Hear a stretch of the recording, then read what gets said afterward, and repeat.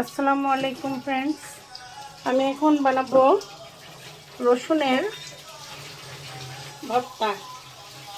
এই যে দুই তিনটা বড় রসুন এভাবে ছিলে নিয়ে তারপর এই বাটনার মধ্যে বেটে নেবেন, মানে ছেঁচে নিতে হবে, একটু ছেঁচে নিতে হবে। তারপর এগুলো দেখেন কি করতে থাকি। এই যে তো রসুনগুলি এখন ছেঁচে নেব। দেখেন নিচে একটা পিস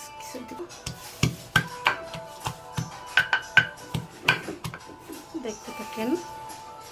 এই যে এরকম আদা বাটা করে ওই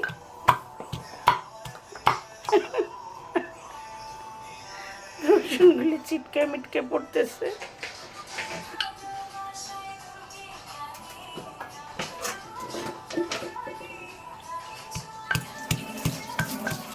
তারপর বাকিটা দেখাচ্ছি। এভাবে আদা বাটা করে নেবেন, মানে ছেঁচা আদা ছেঁচা করে নেবেন। কড়াইটা একটু সর্ষের তেল দিবেন। তারপর তেলটা হালকা গরম হয়ে আসলে একটা শুকনো মরিচ ভেঙে দিয়ে দিবেন। রসুনগুলি তেলে দিয়ে দিব।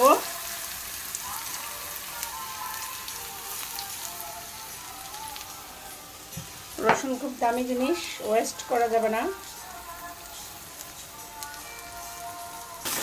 ভালো করে চিনিয়ে রেখে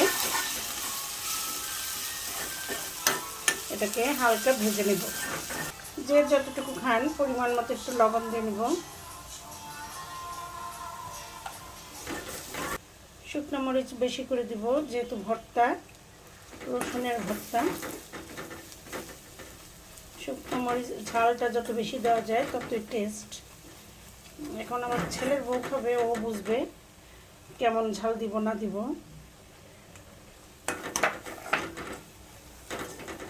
আমি 3 চামচ শুকনো মরিচের গুঁড়ো দিলাম, আর একটুখানি জাস্ট এই তো দেখেন একটু হলুদ দিলাম। এবার এটাকে নেড়ে চেড়ে একটু পানি দিব। এতে হালকা একটু পানি দিয়ে দিলাম। এখন এটার মধ্যে এটা সুন্দর করে ভুনা হবে।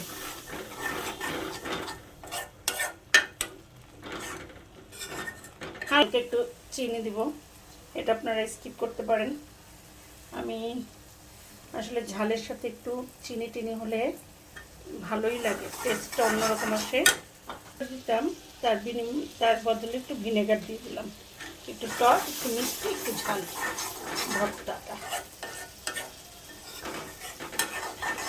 একটু আচারের এই তো দেখেন কি সুন্দর করে বানিয়ে ফেললাম আমি রসুনের ভর্তা।